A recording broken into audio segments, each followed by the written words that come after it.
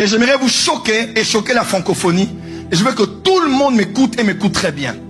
Dans le Nouveau Testament, il n'y a aucun verset où Dieu nous demande de l'aimer. Bon, prophète Tatou, je pense en réalité, pour être honnête, que vous n'allez choquer personne dans la francophonie, à part des gens qui n'ont jamais ouvert une Bible de leur vie.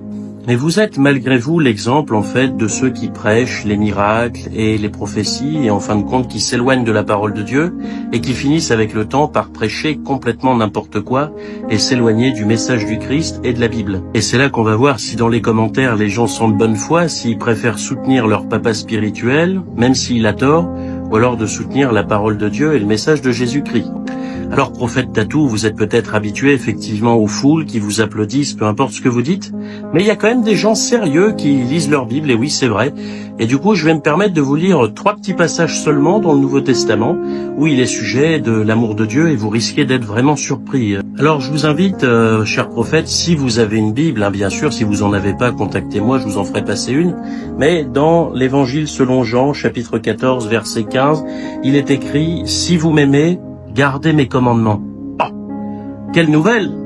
Jésus-Christ ici, notre Seigneur et notre Dieu, nous dit de garder ses commandements pour lui montrer qu'on l'aime.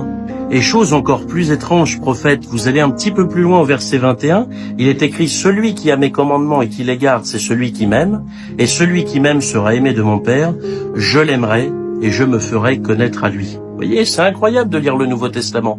Enfin, Jacques, chapitre 1 au verset 12, « Heureux l'homme qui supporte patiemment la tentation, car après avoir été éprouvé, il recevra la couronne de vie que le Seigneur a promise à ceux qui l'aiment. » Donc effectivement, on doit supporter la tentation pour prouver au Seigneur que l'on aime. Et oui, cher prophète Tatou, aimer Dieu avant tout, c'est pas seulement le dire, c'est surtout le prouver, mettre ça dans ses actions au quotidien, garder sa parole, la lire et l'appliquer tout simplement. Donc je vous conseille de lire la Bible, vous verrez, ça peut vraiment vous être utile. C'est pour ça, mes frères et sœurs, faites bien attention aux enseignements de ces soi-disant prophètes, apôtres et hommes de Dieu. Car regardez comme aujourd'hui, quand on regarde dans la parole de Dieu, qui est une parole qui ne changera jamais, on voit bien que leurs enseignements, ils viennent pas d'ici. Soyez tous bénis par la grâce de notre Seigneur Jésus-Christ. Amen. Et j'aimerais vous choquer et choquer la francophonie. Et je veux que tout le monde m'écoute et m'écoute très bien.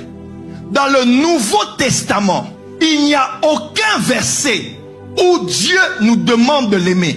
Bon, prophète Tatou, je pense en réalité, pour être honnête, que vous n'allez choquer personne dans la francophonie, à part des gens qui n'ont jamais ouvert une Bible de leur vie.